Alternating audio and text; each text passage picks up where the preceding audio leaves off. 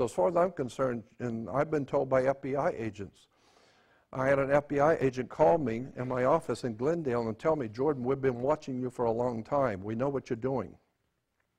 And as of this moment, this was quite a long time ago, about 12 years ago, but he said, as of this moment, the government, your government, does not consider you to be a threat yet. He said, but we're watching everything you do, everywhere you go, we're watching you. But we don't consider you to be a threat because people are hearing you, but they're not listening.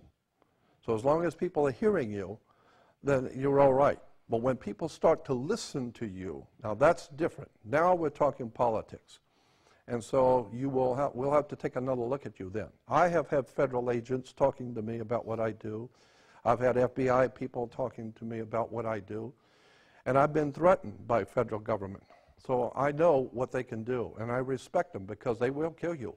In this country, you can be killed. If you know something you're not supposed to know, or if you're talking about subjects you're not supposed to talk about, they will kill you. Now, first of all, they would prefer just putting you in jail, finding some misplaced comma on your income tax and send you away for 30 years.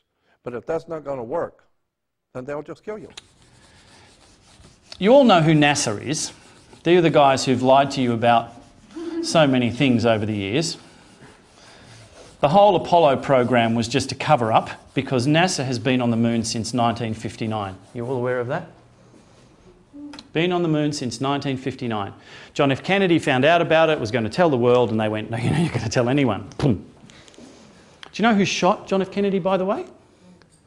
Would you believe the driver of the car? The first bullet came through and hit him in the back, but the one that blew his head apart was the driver of the car, and you can see it in the footage.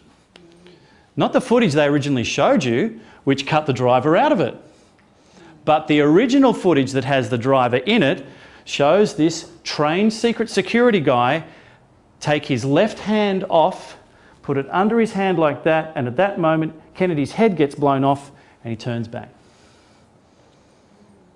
You can find that out for yourself. That's just Illuminati. That's the little byproduct for you to throw in there.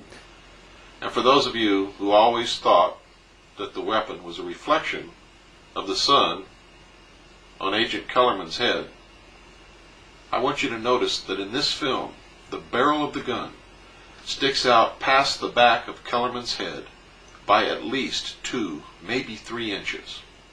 There is no doubt it is not a reflection. It is a weapon. William Greer did shoot the president. You can see him bring that weapon up across his chest, turn completely around in the seat, and fire at point-blank range as he's facing directly at the president. Then you can see him bring that weapon back down across his chest. You'll see him hump down, grab the steering wheel, as Agent Kellerman humps down also. And then and only then does the car speed out of the kill zone. How about the Kennedy assassination, 1963? Also involves 3, an assassin hired to kill an assassin. There were actually 3 shooters, not 1. And in fact, it was triangulated. There was someone in the grassy knoll, yes.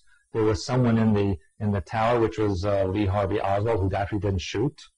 And there was also the driver of the car. And if you look at the Zapruder film, and you look closely, and I have a copy of it, you will see the driver of the car leaning around with a gun and shooting the president. And you see the puff of smoke come out of the gun, and you see the president's head go back. He wasn't shot from behind, because then he would go forward. He would head his head back. And that's why Jackie Kennedy went out the back of the car, because she was getting the hell away from the shooter. She wasn't going towards where the shooting was coming from. That would be stupid. If the shooter was from behind, she would have ducked down. She did. Have you not noticed before she died and for years afterwards, she's drugged out of her mind? I knew people in Manhattan that knew her.